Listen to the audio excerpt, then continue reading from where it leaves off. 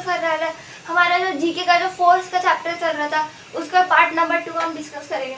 तो इसमें आज हम देखेंगे कि और क्या क्या इफेक्ट्स हो सकते हैं फोर्स के। और आपको तो पता ही है कि आपको जल्दी से 50 सब्सक्राइबर कराने, अपने भाई बहन दोस्त लोग सबको भेज दो और उनको ये बोल दो कि आप भी इस चैनल को देख सकते हो। इस चैनल पे आपको सैनिक स्कूल से रिलेटेड मिलेंगे। सैनिक स्कूल क्या है तो सारे क्लासेस में आता है, तो आप ये भेज सकते हो उनको। और आप इस वीडियो को लाइक कर देना, चैनल को सब्सक्राइब कर दो, क्योंकि सब्सक्राइब करोगे तभी आपको लाइव क्लासेस मिलेंगी जब हमारे 50 सब्सक्राइबर्स हो जाएंगे। तो चलो जैसे आज स्टार्ट करते हैं कि आज हम क्या पढ़ने वाले हैं। आज हम पढ़ेंगे फोर्स का पार्ट नंबर 2, लेकिन इसमें आज हम पढ़ेंगे effects of force. Effects of force मतलब फोर्स क्या क्या हमें करवा सकता है। मतलब अगर फोर्स है भी चीज कोई दुनिया में तो वो क्या कर सकता है, ऐसी है क्या, हिलता डुलता ही है क्या, बस और कुछ नहीं कर सकता, कुछ कर भी सकता है कि नहीं है फोर्स।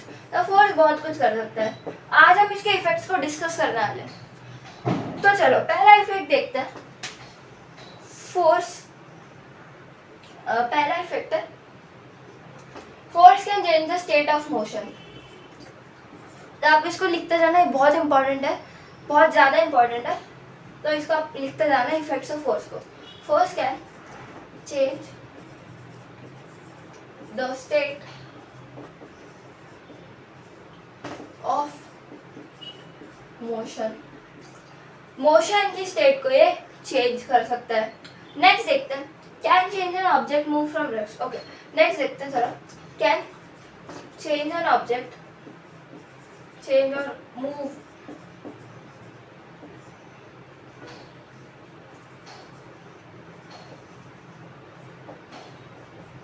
आप इसको मूव मान के चलो तो एक्यूरेट सेंटेंस बन जाएगा, can move an object from rest. अब देखो, अब इसका एक एग्जांपल देखते हैं। फोर्स जो होता है ना वो एक ऑब्जेक्ट को रेस्ट से चेंज कर देता है। अब जो पहला पॉइंट है ना, इसका कोई एग्जांपल नहीं, क्योंकि इसके जो एग्जांपल है वो सारे ऐसे जो इसके अंदर सब टॉपिक्स आते हैं ना वो है। अब पहला जो है हमारा वो है force can move an object from rest. मतलब रेस्ट मतलब क्या होता है, अब अगर आपने ये नहीं देखा ना, मतलब आपको पता नहीं रेस्ट मतलब क्या होता है, तो मैं बता दूं, लेकिन ये सब मैंने पिछले वाले पार्ट में एक्सप्लेन किया है। तो जो पिछला वाला पार्ट है उसको आप इसी चैनल पे देख सकते हो, या फिर उसका लिंक डिस्क्रिप्शन में रहेगा इस वीडियो के, तो उसको वहाँ से जाके देख सकते हो। चलो देखते हैं। Force can move an object from rest, यानी कि आप सुबह सुबह सोते रहते हो आराम से बिस्तर में, तो आपको अगर कोई उठाने आता है तो मतलब आप रेस्ट पे थे और कोई उठाने आता है आपको, तो आप उस समय मूव हो जाते हो। अगर कोई आपको ऐसे ऐसे धक्का दे दे के उठाते हो तो आप रेस्ट से आप एकदम मूविंग मोशन में आ जाते हो, पोजिशन में आ जाते हो। तो उस चीज़ को हम बोलते हैं कि ये जो फोर्स है ये एक ऑब्जेक्ट को रेस्ट से चेंज कर सकता है। अब इसका एक एग्जांपल देखते हैं। जैसे मेरे पास अभी कुछ है क्या, मेरे पास अभी ये मार्कर है, मार्कर। तो ये जो मार्कर है ये अभी रेस्ट पे, ठीक है, ये खड़ा हुआ मार्कर है, लेकिन हमें मार्कर से नहीं इसके ढक्कन से मतलब है। तो ढक्कन अभी सीधा है, ढक्कन को ना तो कोई छू रहा है ना तो कुछ कर रहा है, लेकिन जब तक मैं ढक्कन पे फोर्स ना लगाऊं, इसको ऐसे पुल ना कर दूं, ढक्कन को फोर्स इज अ पुश और पुल, जब तक मैं ढक्कन को पुल ना कर दूं तब तक ये ढक्कन पे हिलेगा नहीं, मोशन में नहीं आएगा। तो जब भी हम मोशन करते हैं तब हमको फोर्स की ज़रूरत रहती है, और ये मूव कर सकता है ऑब्जेक्ट को, मोशन दिलवा सकता है फोर्स। ठीक है, नेक्स्ट पढ़ते हैं। नेक्स्ट कौन सी प्रॉपर्टी है, इसकी नेक्स्ट प्रॉपर्टी को डिस्कस करते हैं। नेक्स्ट है can change the speed of an object. Okay force, अब आप इसको लिख लो, पहले लिख लेते हैं फिर एग्जांपल समझते हैं, क्योंकि ये बहुत इंपॉर्टेंट चीज़ है, तो इसको लिखना बहुत जरूरी है। Can change the speed of a moving object।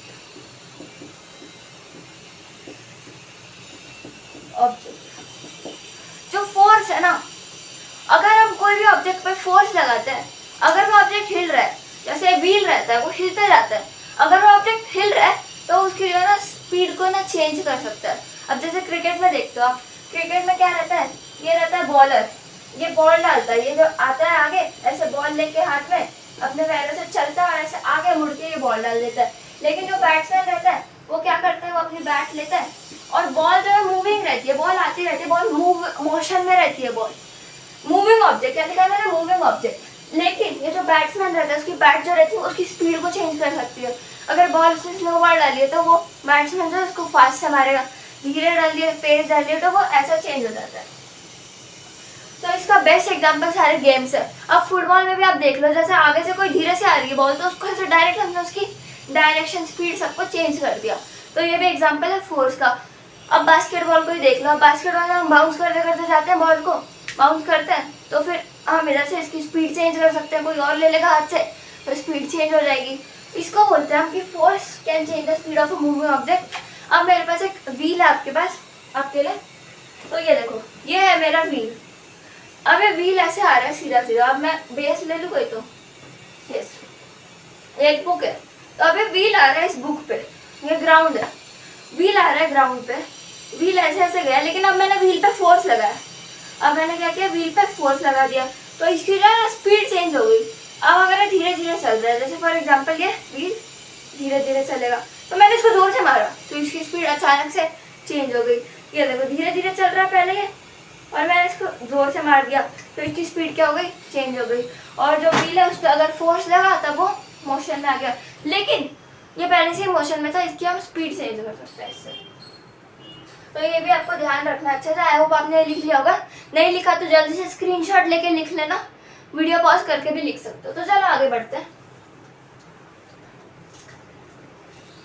अब आगे देखते हैं आगे कौन सी प्रॉपर्टी है हमारे पास,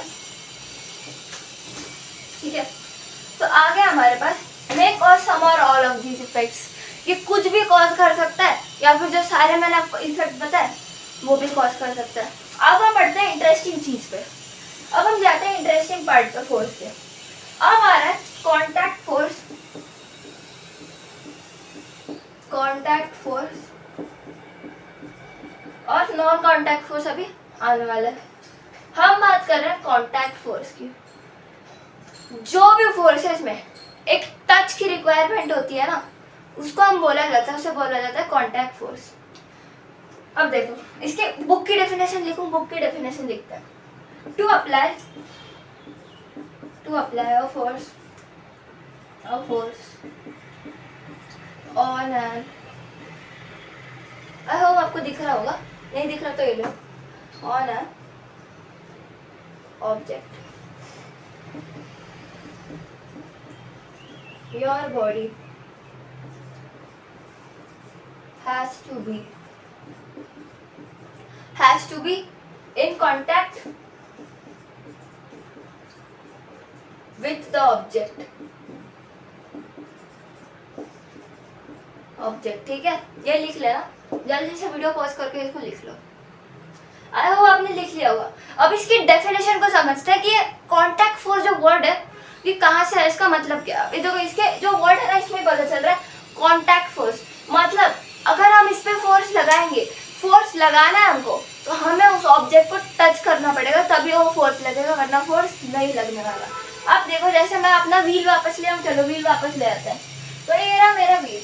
अब अगर मुझे इस पे फोर्स लगाना है, ये मेरा व्हील, अगर मुझे इस पे फोर्स लगाना है तो मुझे इसको टच करना पड़ेगा, वरना ऐसा का ऐसा खड़ा रहेगा कि नहीं, खड़ा रहेगा। लेकिन अगर मैंने इस पर फोर्स लगाया तो ये आगे बढ़ेगा।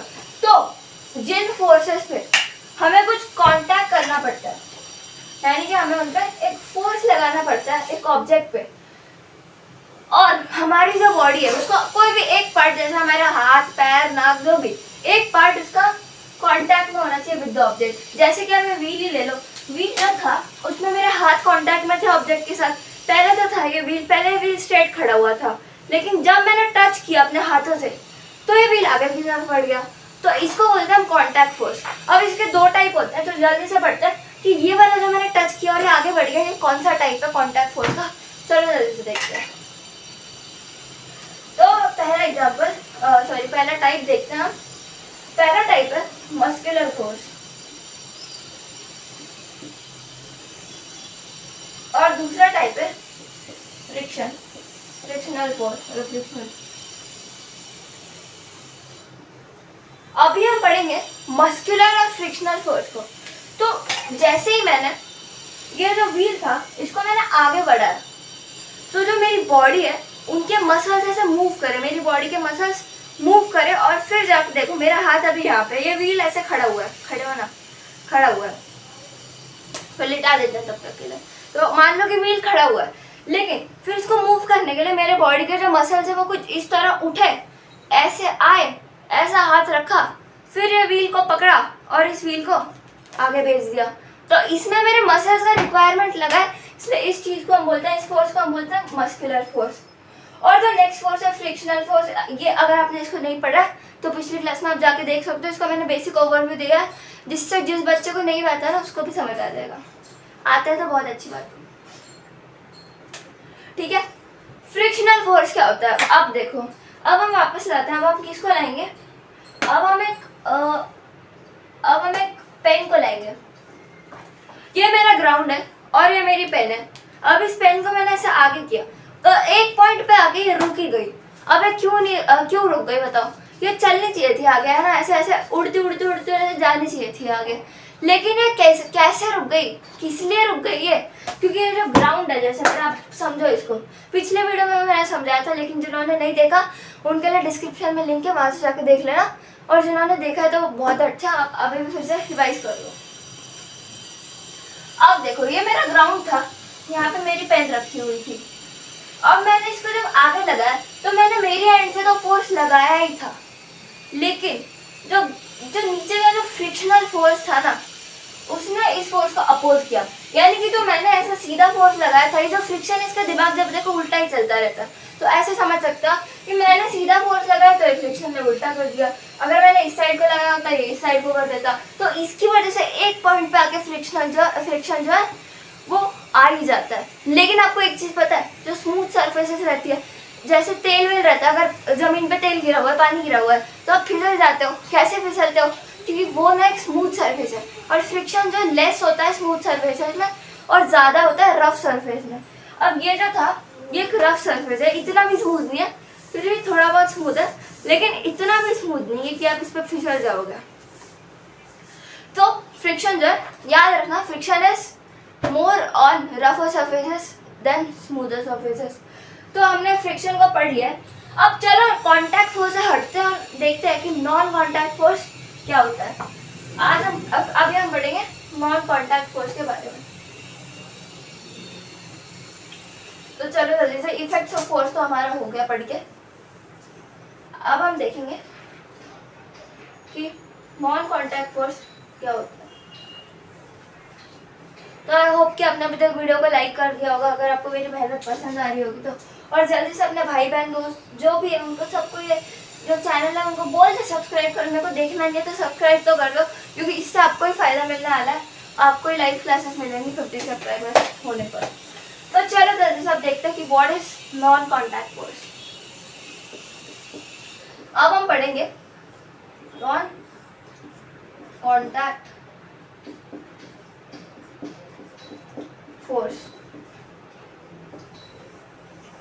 अब हम पढ़ने जा रहे हैं नॉन कॉन्टैक्ट फोर्स। क्या बोला मैंने? अब हम पढ़ेंगे नॉन कॉन्टैक्ट फोर्स, यानी कि कोई ऐसे फोर्सेस रहते हैं जिनमें हम कॉन्टैक्ट नहीं करते, मतलब जिनमें हम ऐसे ऐसे लेटेंगे, टच कुछ नहीं करेंगे, तो भी वो फोर्सेस चलते रहेंगे दुनिया में। एक एग्जांपल बताओ, चलो ग्रेविटेशनल फोर्स, जैसे कि ग्रेविटेशनल फोर्स होता है, मैग्नेटिक फोर्स होता है जैसे कि।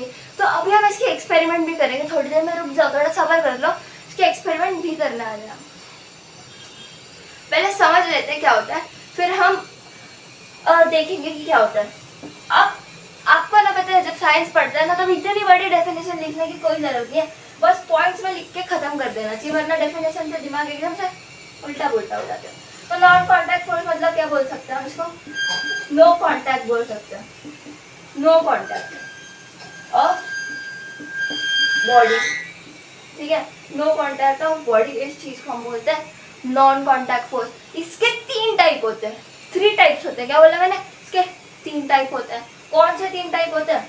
पहला होता है, क्या बोला था? ग्रेविटेशनल फोर्स, ग्रेविटेशनल फोर्स, ठीक है। और ग्रेविटेशनल फोर्स से एक बहुत अच्छी बात मैंने पिछले वीडियो में बताई थी कि अगर, अब मैंने बोला कि ग्रेविटेशनल फोर्स आता है ग्राउंड पे, मतलब पूरी धरती पे ग्रेविटेशनल फोर्स है, लेकिन अगर इतना ग्रेविटेशनल फोर्स है या हमें नीचे खींचता है, तो हम ग्राउंड के नीचे क्यों नहीं गिर जाते? तो इसका रीजन जानने के लिए पिछले वीडियो पे जाओ, उसको चेक करो, उसमें मैंने बहुत अच्छी अच्छी चीज़ें बताई आपको, वीडियो की लिंक डिस्क्रिप्शन में। तो चलो नेक्स्ट है हमारा मैग्नेटिक फोर्स। इसका हम एक्सपेरिमेंट देखेंगे। और नेक्स्ट हमारा इलेक्ट्रोस्टैटिक फोर्स। इलेक्ट्रोस्टैटिक फोर्स, ठीक है। तो ये 3 फोर्सेस है हमारे पास। सबसे पहले है ग्रेविटेशनल फोर्स।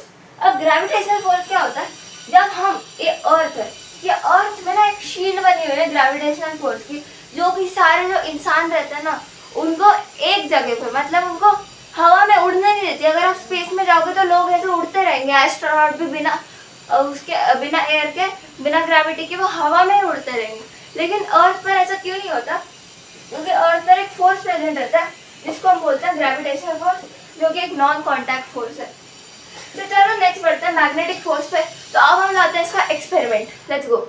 सो अभी हम ले आए मैग्नेट्स को मैग्नेटिक फोर्स को समझने के लिए। तो मेरे पास 8 मैग्नेट है, इनको आप ध्यान से देख सकते हो।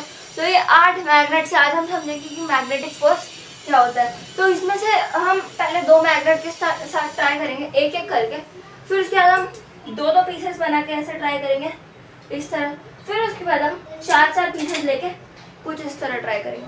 और एक्सपेरिमेंट बहुत ही ज़्यादा इंपॉर्टेंट होने वाला है, बहुत इंटरेस्टिंग होने वाला है। तो वीडियो को जल्दी से लाइक कर दो यार, किसका वेट कर रहे हो अभी तक आप। तो चलो देखते हैं मैग्नेटिक फोर्स क्या होता है। अब मेरे पास एक मैग्नेट है, ठीक है, एक मैग्नेट। अब मैं यहाँ पे लिख दूँ इंपॉर्टेंट चीज़ है मैग्नेटिक फोर्स के लिए। ये एक मैग्नेट होता है, जैसे मेरे पास अभी ट्रायंगल मैग्नेट है तो मैं ट्रायंगल लिख दिया, मैंने बना दिया। तो ये जो मैग्नेट है ना, इसमें एक नॉर्थ पोल होता है और एक साउथ पोल होता है। एक नॉर्थ पोल होता है, एक साउथ पोल होता है। तो अब ये जो नॉर्थ है ना, लाइक पोल्स है, मतलब ये सेम पोल्स है, लाइक है, तो रिपेल करते हैं। क्या करते हैं, रिपेल, मतलब दूर जाते हैं एक दूसरे से। तो नॉर्थ रिपेल, यानी कि ये एक दूसरे से आप इनको देखोगे तो ये दूर जाएंगे। अभी हम इसको ग्राउंड पर ट्राई करेंगे, मतलब बुक पे ट्राई करेंगे। तो लाइक पोल्स रिपेल, और साउथ में अगर हम इसको एक साथ रखेंगे तो ये भी दूर ही रहेंगे, क्योंकि लाइक पोल्स है तो ये रिपेल करेंगे। लेकिन वही अगर हम इसको चेंज करें, इसको हम साउथ बना दें, इसको नॉर्थ बना दें, तो जो नॉर्थ और साउथ रहेंगे ना, जब आपस में आएंगे ना तो वे चिपक जाएंगे, यानी कि अनलाइक पोल्स अट्रैक्ट। तो ये कुछ ऐसा इंपॉर्टेंट चीज़ है जो हमको अभी पढ़नी थी। तो चलो अब 2 मैग्नेट के साथ ट्राई करते हैं और देखते हैं कि कैसा जाता है। तो मेरे पास ये ग्राउंड आ गया, अभी 2 मैग्नेट आ गया। तो हम इससे फाइंड कर सकते हैं कि कौन सा लाइक पोल है और कौन सा अनलाइक पोल है। तो मेरे पास एक मैग्नेट रखा हुआ है, दूसरा मैग्नेट रखा हुआ है, आई होप आपको दिख रहा होगा। तो कुछ इस तरह दोनों रखे हुए हैं। तो अगर मैं इसको ऐसे करूँ तो ये ज्वाइन हो जाएंगे, लेकिन वहीं अगर मैं इसको उल्टा कर दूँ और इसको ऐसे कर दूँ उल्टा, तो ये दूर जाएगा। आपको दिख रहा होगा कि ये दूर जा रहा है, क्योंकि अनलाइक पोल जो है वो रिपेल, अनलाइक पोल्स अट्रैक्ट होता है और जो लाइक पोल्स है वो रिपेल होते हैं। यानी कि ये जो दूर जा रहा था ये लाइक पोल का था, और अगर ये चिपकेगा तो ये अनलाइक पोल का है। यानी कि अगर मैं इसको उल्टा कर दूँ तो ये दूर जाएगा, दिख रहा होगा आपको, मतलब ये लाइक पोल, लाइक पोल्स है, सॉरी। अब हम ट्राई करते हैं इसको 2-2 मैग्नेट के साथ और देखते हैं कि रिजल्ट क्या आता है। तो मेरे पास अब 2-2 मैग्नेट ईच है, जिनको मैंने लिया है। तो 2 मैग्नेट यहाँ पे, 2 मैग्नेट यहाँ पे। अब क्या इसकी पावर ज़्यादा होगी, देखते हैं। क्या ये चिपक जाएंगे अनलाइक पोल्स भी, देखते हैं क्या लाइक पोल चिपकेंगे, ऐसा देखेंगे अब। तो सबसे पहले फाइंड आउट करते हैं कि क्या ये लाइक है या अनलाइक है। तो ये लाइक पोल्स है, लेकिन अब अगर मैं इनको उल्टा करूँ कुछ इस तरह, तो ये अनलाइक पोल्स है। यानी कि इनके जो पावर है ना, इनके साइज, मतलब जितना मैग्नेट हम लगा दें उतने से कोई फर्क नहीं पड़ता। इनका जो पावर रहता है वो हमेशा सेम ही रहता है मैग्नेट्स का। यानी कि समझ आ गया आपको, like poles repel and unlike poles attract. तो चलो अब इसको 4 मैग्नेट के साथ ट्राई करके देखते हैं क्या ये लाइक है या अनलाइक है। तो ये तो लाइक है, लेकिन अब क्या ये अनलाइक है। इतना अट्रैक्ट हो रहे हैं कि देखो ये चिपकते जा रहे हैं, मेरा हाथ बीच में रखने के अलावा बावजूद भी ये चिपकते जा रहे हैं। अब देखते हैं कि क्या ये अनलाइक है। ये देखो कैसे उल्टा होकर चिपक गया, देखा आपने। तो इसको स्लो मोशन में आ जाएगा ये। तो कुछ इस तरह हमने मैग्नेट का एक्सपेरिमेंट किया। अब आगे देखते हैं कि आगे हमें क्या करना है। तो मैग्नेट आप किसी भी जो है स्टील की सरफेस पर चिपका सकते हो। तो मैग्नेट आई थिंक यहाँ पे चिपक सकते हैं। तो मैग्नेट जो है आयरन की सरफेस पे चिपक जाते हैं।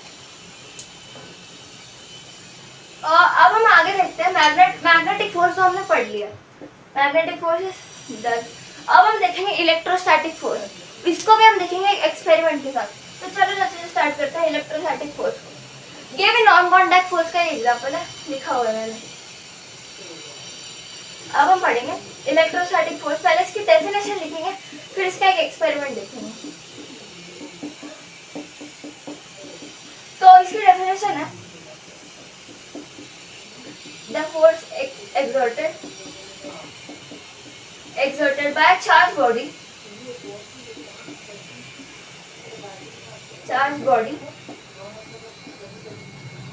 on another charged body